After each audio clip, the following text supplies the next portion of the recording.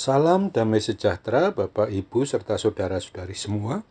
Untuk mengawali renungan firman Tuhan ini, mari kita bersatu dalam doa. Tuhan Allah Bapa yang melampaui segala akal, hati, dan pikiran kami umat manusia, berfirmanlah kepada kami sebab kami bersedia untuk mendengar, dan atas pertolongan Roh Kudus, mampukanlah kami untuk boleh melaksanakan firman-Mu itu dalam hidup sehari-hari. Dalam nama Tuhan Yesus kami berdoa. Amin. Sebagai nas renungan firman Tuhan hari ini diambil dari Efesus 5 ayat 20 yang berbunyi, "Ucaplah syukur senantiasa atas segala sesuatu dalam nama Tuhan kita Yesus Kristus kepada Allah dan Bapa kita." Sebagai tema yang diangkat dari nas renungan kita ini adalah belajar dan berlatih untuk selalu bersyukur.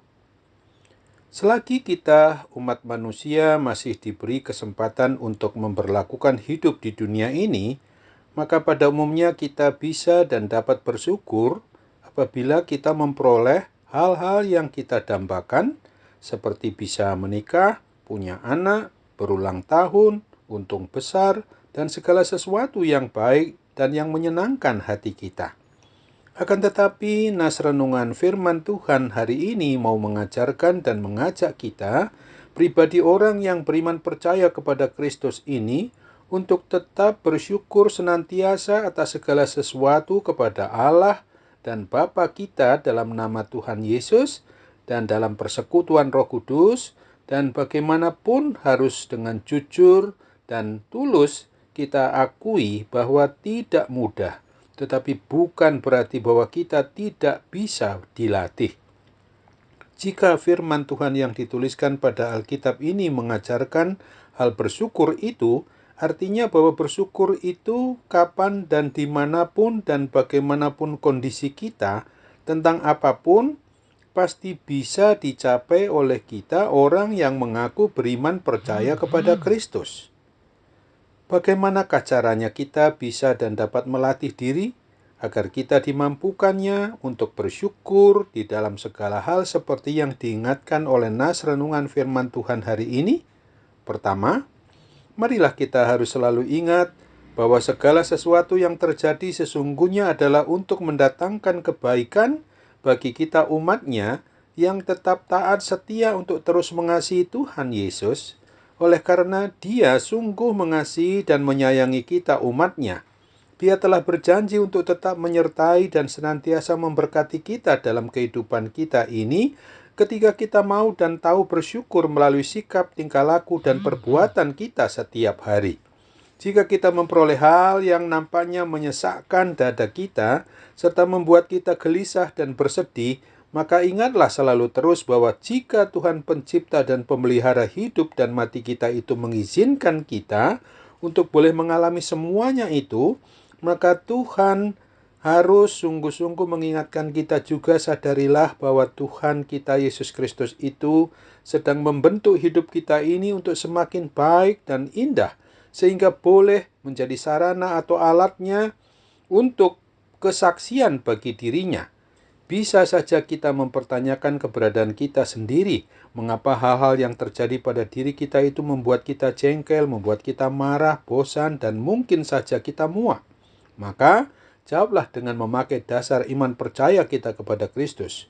Mungkin dan bisa saja terjadi bahwa Tuhan Yesus Kristus menghendaki kita bisa lebih bersabar dan tetap bersyukur kepadanya sehingga kita terhindar dari banyak tindakan yang dapat saja berujung merugikan diri kita sendiri. Kedua, bersyukurlah karena Tuhan Allah Bapa kita itu mengerti betul bahwa iman percaya kita ini belum sekuat, seteguh, atau sekokoh sama seperti mereka yang mengalami ujian kesusahan yang jauh lebih berat dari diri kita.